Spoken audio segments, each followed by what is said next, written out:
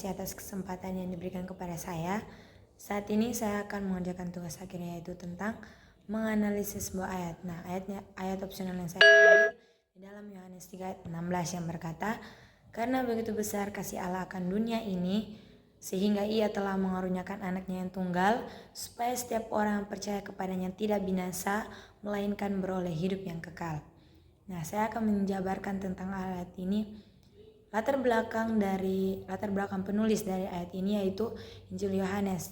Diyakini ditulis oleh Yohanes, anak dari Zebedeus, salah satu dari 12 rasul Yesus dan dikenal sebagai murid yang dikasihinya.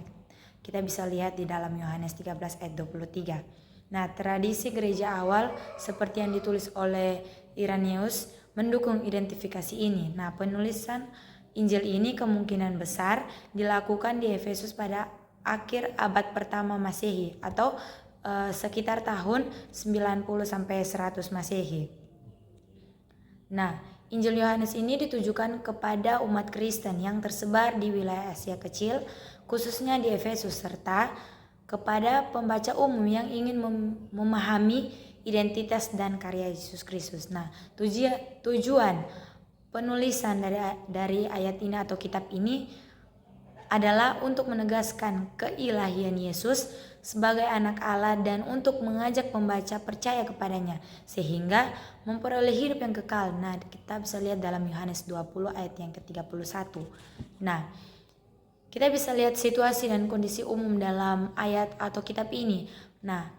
Situasi dan kondisi ini adalah pada masa penulisan Injil Yohanes. Gereja menghadapi tantangan dari ajaran sesat seperti gnostisisme yang meragukan keilahian dan kemanusiaan Yesus. Selain itu terdapat perpecahan dengan kelompok Yahudi dan pengikut Yohanes Pembaptis. Tahun penulisan dari ayat ini atau Injil Yohanes ini diperkirakan ditulis pada tahun 90 sampai 100 Masehi berdasarkan bukti-bukti historis dan arkeologis. Kita masuk dalam konteks umum atau situasi. Secara geografis, Injil Yohanes ini kemungkinan besar ditulis di Efesus, sebuah kota besar di Asia Kecil yang merupakan pusat perdagangan dan budaya pada masa itu. Konteks politik. Pada masa itu, wilayah tersebut berada di bawah kekuasaan Romawi yang mempengaruhi struktur sosial dan politik masyarakat, termasuk pengaruh terhadap kehidupan keagamaan dan kebebasan beragama. Situasi yang ketiga yaitu agama dan kepercayaan. Selain Yahudi, terdapat berbagai kepercayaan dan filsafat yang berkembang di wilayah tersebut, termasuk gnostisisme yang mempengaruhi pandangan tentang keilahian dan kemanusiaan Yesus. Konteks yang keempat yaitu budaya. Budaya di sini yaitu budaya Yunani dan Romawi yang mendominasi kehidupan sehari-hari dengan pengaruh besar dalam bidang filsafat, seni, dan bahasa. Bahasa Yunani ini digunakan sebagai bahasa utama dalam komunikasi dan penulisan.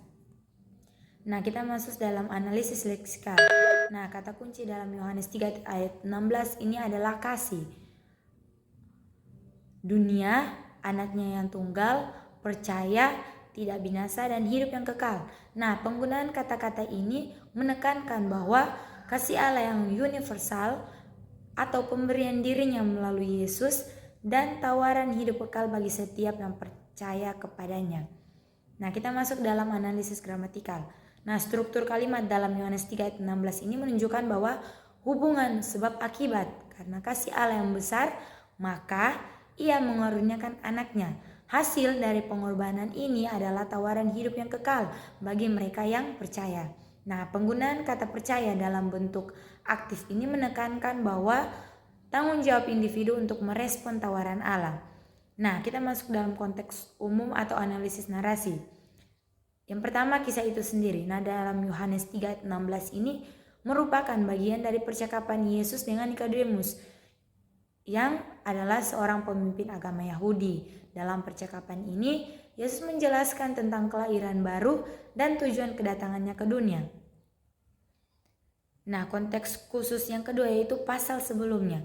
Pada pasal yang ketiga, mencatat bahwa mujizat pertama Yesus itu di Kana dan pembersihan bait Allah yang menunjukkan otoritasnya. Nah, pasal 3 ini dimulai dengan pertemuan Yesus dan Nikodemus yang membawa kepada pengajaran tentang kelahiran baru dan kasih Allah. Nah, konteks yang khusus yang ketiga yaitu pasal setelahnya. Pada pasal yang keempat mencatat pertemuan Yesus dengan perempuan Samaria di sumur Yakub yang memperluas misi Yesus keluar komunitas Yahudi. Nah, yang keempat yaitu siapa-siapa atau tokoh utama dalam Yohanes 3 ayat 16 ini adalah Yesus dan Nikodemus. Nah, Nikodemus ini adalah seorang Farisi dan anggota Sanhedrin yang datang kepada Yesus pada malam hari untuk mencari pemahaman lebih dalam tentang ajarannya. Tempat atau peristiwa. Nah, kita masuk dalam integrasi atau kesimpulan teologi. Nah, dalam Yohanes 3 ayat 16 ini menegaskan bahwa keselamatan adalah anugerah Allah yang diberikan melalui pengorbanan Yesus Kristus. Kasih Allah yang besar tercermin dalam pemberian anaknya yang tunggal untuk menyelamatkan umat manusia. Nah, keselamatan ini hanya dapat diterima melalui iman yang hidup, yaitu iman yang aktif dan berkelanjutan dalam mengikuti ajaran Kristus. Iman semacam ini bukan hanya pengetahuan atau pengakuan intelektual, tetapi juga komitmen praktis untuk hidup sesuai dengan kehendak Allah.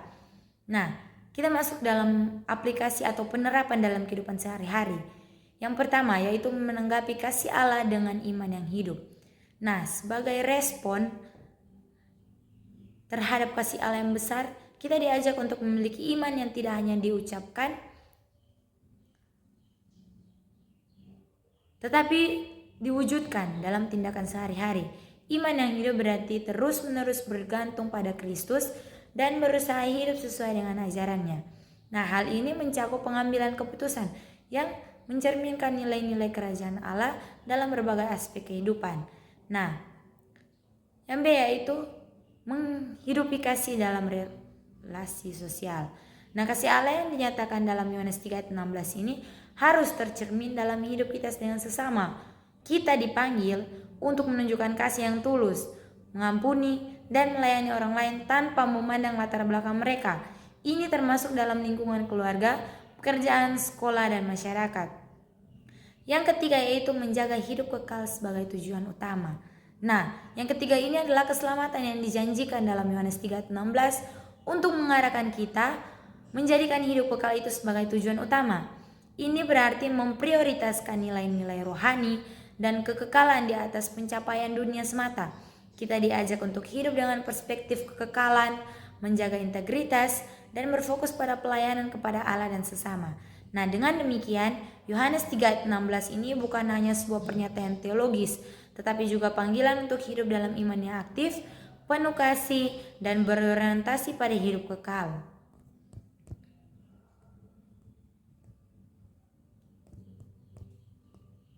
Puji Tuhan, sekian materi yang dapat saya bawakan. Tuhan Yesus memberkati.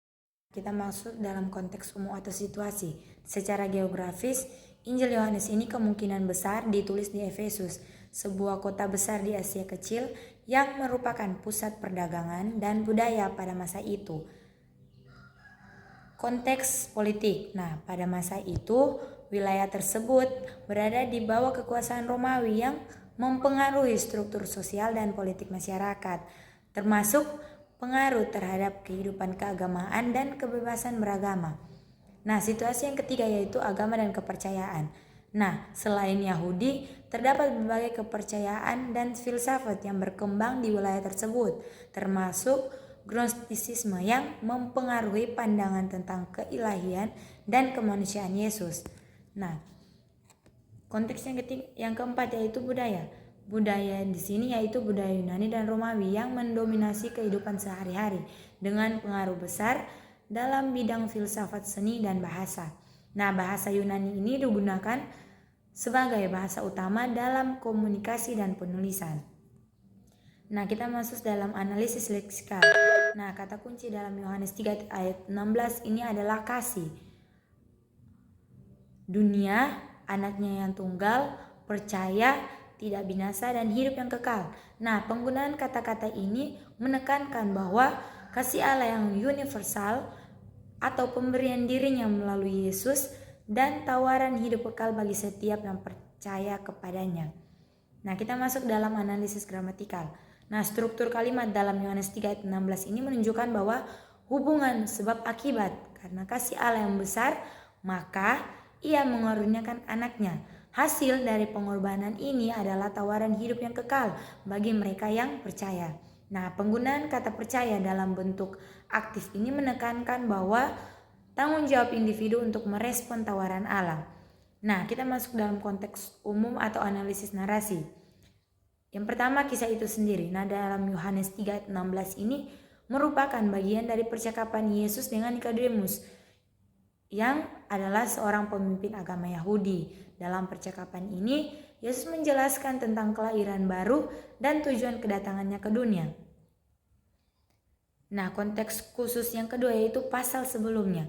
Pada pasal yang ketiga, mencatat bahwa mujizat pertama Yesus itu di Kana dan pembersihan bait Allah yang menunjukkan otoritasnya. Nah, pasal 3 ini dimulai dengan pertemuan Yesus dan Nikodemus yang membawa kepada pengajaran tentang kelahiran baru dan kasih Allah. Nah, konteks yang khusus yang ketiga yaitu pasal setelahnya. Pada pasal yang keempat, mencatat pertemuan Yesus dengan perempuan Samaria di sumur Yakub yang memperluas misi Yesus keluar komunitas Yahudi.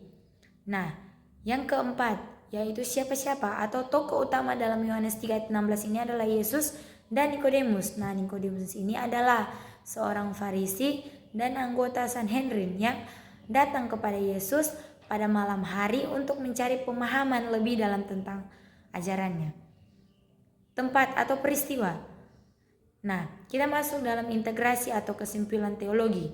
Nah, dalam Yohanes 3 ayat 16 ini menegaskan bahwa keselamatan adalah anugerah Allah yang diberikan melalui pengorbanan Yesus Kristus. Kasih Allah yang besar tercermin dalam pemberian anaknya yang tunggal untuk menyelamatkan umat manusia. Nah, keselamatan ini hanya dapat diterima melalui iman yang hidup, yaitu iman yang aktif dan berkelanjutan dalam mengikuti ajaran Kristus. Iman semacam ini bukan hanya pengetahuan atau pengakuan intelektual, tetapi juga komitmen praktis untuk hidup sesuai dengan kehendak Allah. Nah, kita masuk dalam aplikasi atau penerapan dalam kehidupan sehari-hari. Yang pertama yaitu menanggapi kasih Allah dengan iman yang hidup. Nah, sebagai respon terhadap kasih Allah yang besar, kita diajak untuk memiliki iman yang tidak hanya diucapkan, tetapi diwujudkan dalam tindakan sehari-hari. Iman yang hidup berarti terus-menerus bergantung pada Kristus dan berusaha hidup sesuai dengan ajarannya. Nah, hal ini mencakup pengambilan keputusan yang mencerminkan nilai-nilai kerajaan Allah dalam berbagai aspek kehidupan. Nah, yang B yaitu menghidupi kasih dalam relasi sosial. Nah, kasih Allah yang dinyatakan dalam Yohanes 3 ayat 16 ini harus tercermin dalam hidup kita dengan sesama. Kita dipanggil untuk menunjukkan kasih yang tulus, mengampuni, dan melayani orang lain tanpa memandang latar belakang mereka. Ini termasuk dalam lingkungan keluarga, pekerjaan, sekolah, dan masyarakat. Yang ketiga yaitu menjaga hidup kekal sebagai tujuan utama. Nah, yang ketiga ini adalah keselamatan yang dijanjikan dalam Yohanes 3 ayat 16 untuk mengarahkan kita menjadikan hidup kekal itu sebagai tujuan utama. Ini berarti memprioritaskan nilai-nilai rohani dan kekekalan di atas pencapaian dunia semata. Kita diajak untuk hidup dengan perspektif kekekalan, menjaga integritas, dan berfokus pada pelayanan kepada Allah dan sesama. Nah, dengan demikian, Yohanes 3 ayat 16 ini bukan hanya sebuah pernyataan teologis, tetapi juga panggilan untuk hidup dalam iman yang aktif, penuh kasih, dan berorientasi pada hidup kekal.